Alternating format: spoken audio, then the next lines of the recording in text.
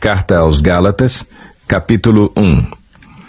Paulo, apóstolo enviado, não da parte de homens, nem por meio de pessoa alguma, mas por Jesus Cristo e por Deus Pai, que o ressuscitou dos mortos, e todos os irmãos que estão comigo às igrejas da Galácia. A vocês, graça e paz da parte de Deus nosso Pai e do Senhor Jesus Cristo, que se entregou a si mesmo por nossos pecados a fim de nos resgatar desta presente era perversa, segundo a vontade de nosso Deus e Pai, a quem seja a glória para todo o sempre. Amém.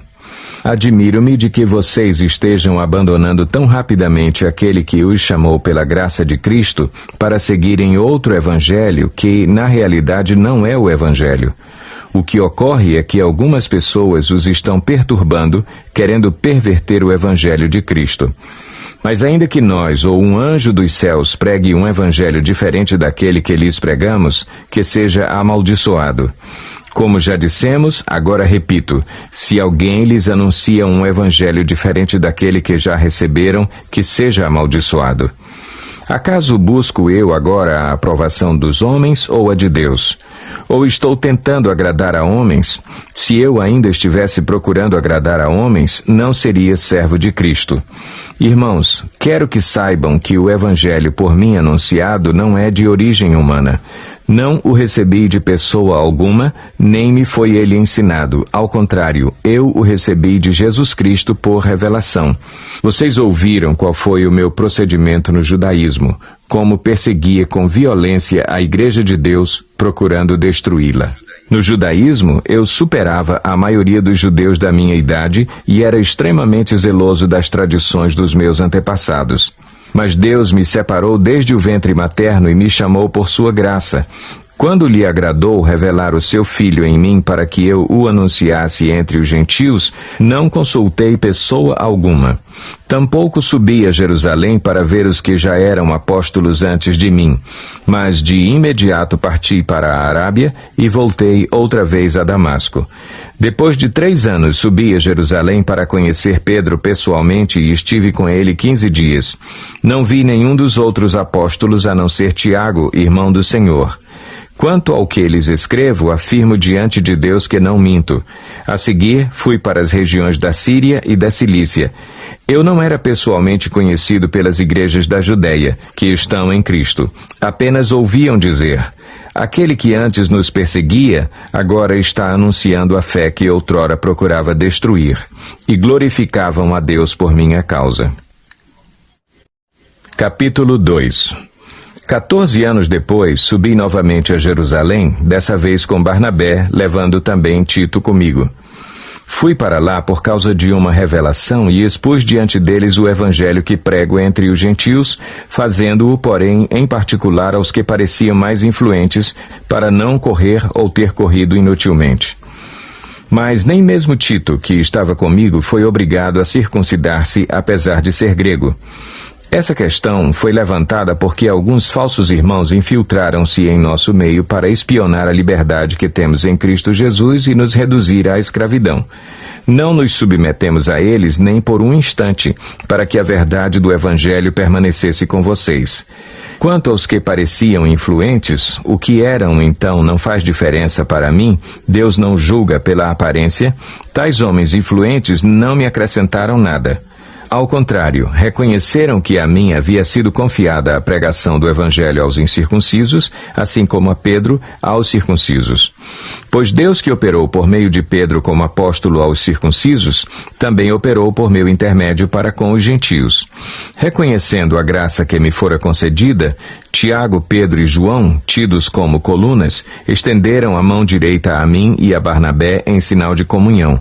Eles concordaram em que devíamos nos dirigir aos gentios e eles aos circuncisos. Somente pediram que nos lembrássemos dos pobres, o que me esforcei por fazer. Quando, porém, Pedro veio a Antioquia, enfrentei-o face a face por sua atitude condenável.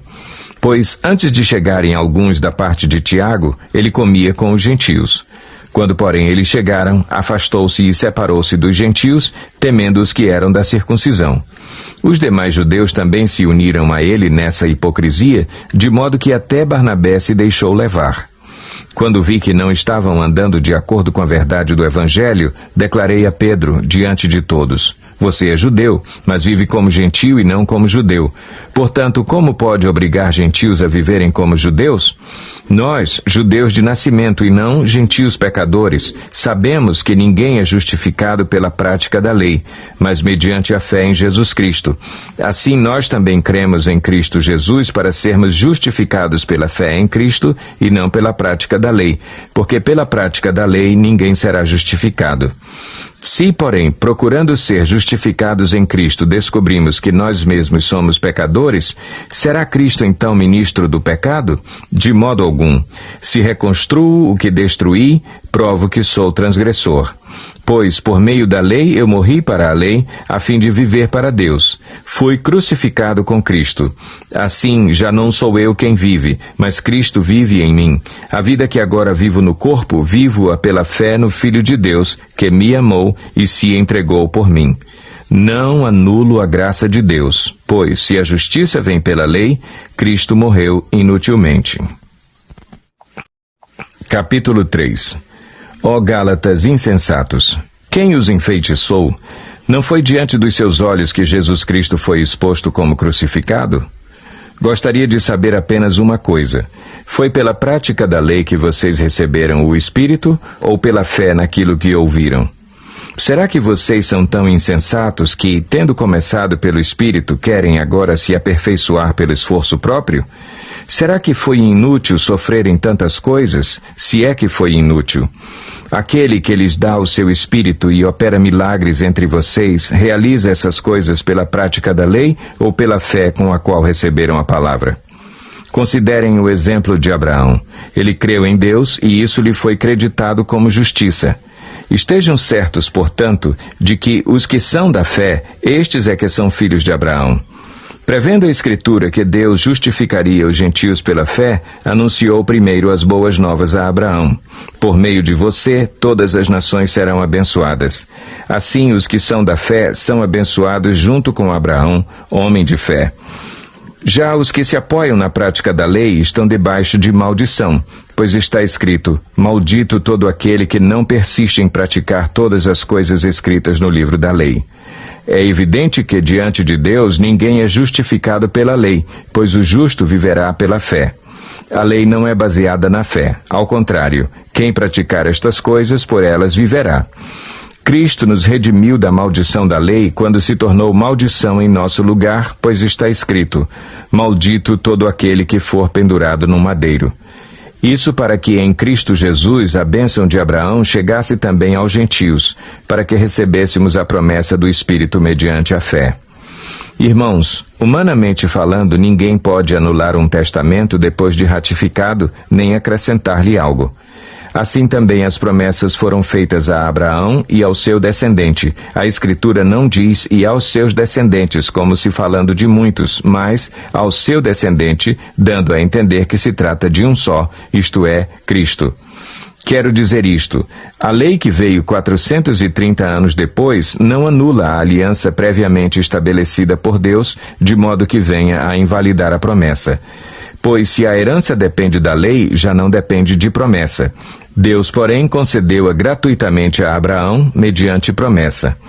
Qual era então o propósito da lei? Foi acrescentada por causa das transgressões, até que viesse o descendente a quem se referia a promessa, e foi promulgada por meio de anjos, pela mão de um mediador.